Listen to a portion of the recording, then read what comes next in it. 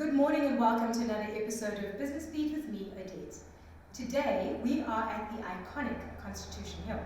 And whilst many know it as a heritage site, not many know that there's a lot happening behind these walls. With me is Mariapaola McGurk, who is going to tell us about the Creative Uprising and how small businesses, entrepreneurs, and a whole lot of creatives stand to benefit from what's happening here on the hill. Good morning, Maria, and welcome to Business Beat. Hi, thanks for having me. Here at Constitution Hill, I am in awe of all the renovations being undertaken and all the work being put into this heritage site. Tell us what is going on.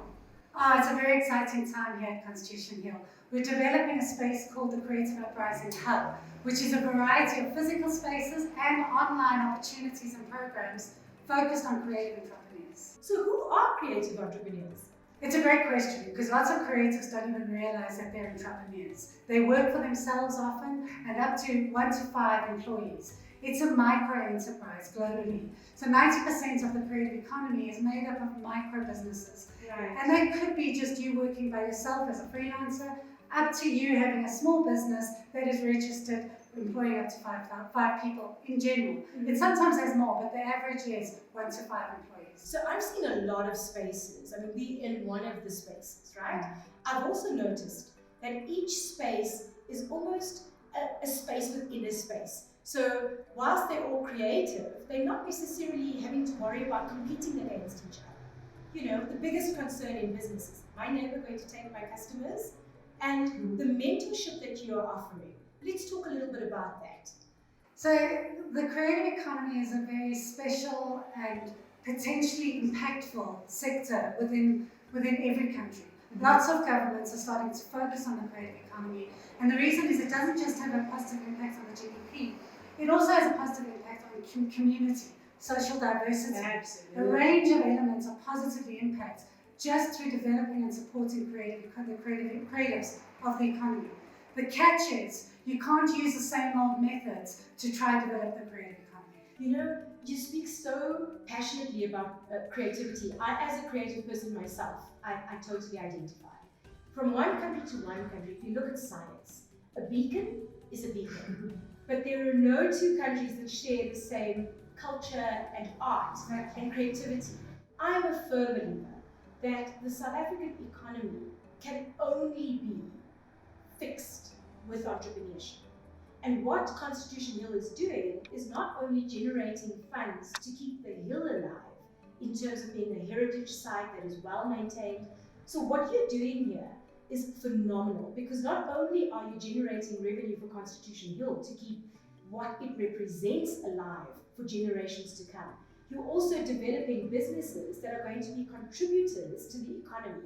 People who could very well catapult from being a micro business into a very big macro business and create employment. And we know that unemployment is a real thing.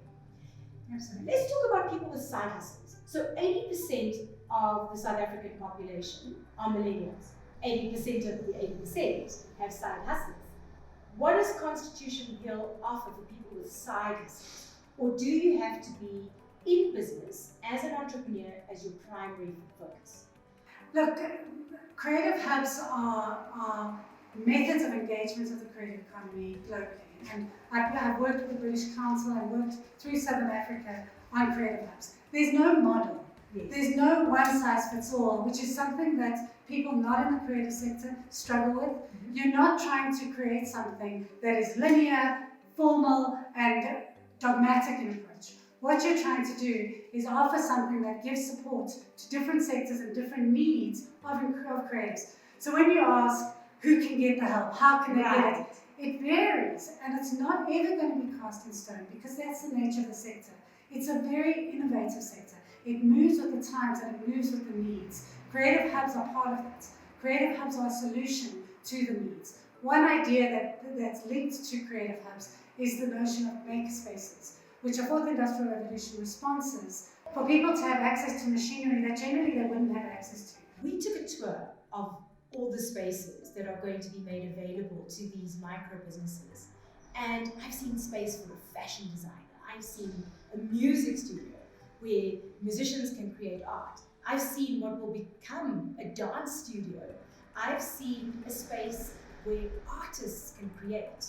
Is this the vision? Is the vision to give the what is normally called the sort of second step cousins of the business industry, the ones who think differently and see things differently, an opportunity to establish, grow, and succeed? Absolutely. And the vision is also to start responding to the needs within the industry, within the sector. And currently, the models that are used are almost that funding is the only way to support and grow, or to support these poor little children who need support. And that's not the sector at all. The sector has so much to offer. And here, the intention is to offer the support structures for them to thrive within. So, for example, you said the music studio and then a potential dance studio and then studios here at Transvaarke. All of these won't speak to the same creatives. The programs will not speak to every creative. So it's trying to develop a range of support structures that speak to different sectors within the creative economy. It's a big vision, and it's quite an exciting, innovative vision if we can get this right. I don't think it's if you get it right. I think it's when it's complete and it's already right, because I already see businesses operating from this space. And I agree with you, funding is not the be-all and end-all of a small business. It's only one part of the business. And usually, the funding that businesses require are for the very things that you offer here. Exactly. So it takes away a big burden for a small business, right? And it gives them an opportunity to focus on the craft. And it goes a bit further than that. So setting up a creative hub is very different to a property developer setting up studio spaces for rent. A creative hub is about developing a community of support. So the intention isn't that Constitution Hill is supporting downwards only. There is a mutually beneficial partnership. Awesome. The creatives based at Transvaarke have a variety of options of how they rent. One of the options to rent is that they barter their services. They still have to pay a low amount of rent, and they barter their services to help us grow the creative economy. I think it almost seems like a big, hairy, audacious goal. I can see the fruits of what's happening here. It's amazing. Short of actually just miraculous, to be honest, to see how the space that's been attached to so much heartache and a legacy of darkness, bringing color and vibrancy and a buzz to the economy, to the community, to South Africa. It really is the benchmark. And how can you engage with a young domestic audience in a space like Constitution Hill in a contemporary way?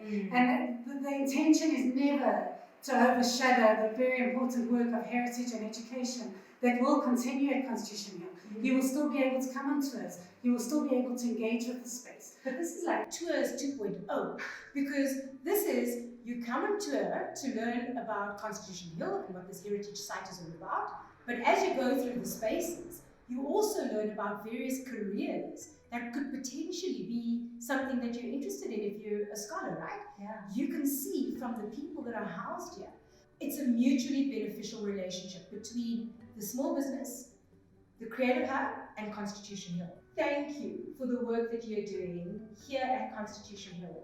To the Morning Show viewers, family, you've heard it from Mariapaola herself. Constitution Hill is not just a heritage site, it's a hub of activity. It's an amazing space for a small business owner to check out, because this may be the office space that you need. More than that, a lot of the names you find operating from this space will be big business, I bet you, tomorrow. Until next week.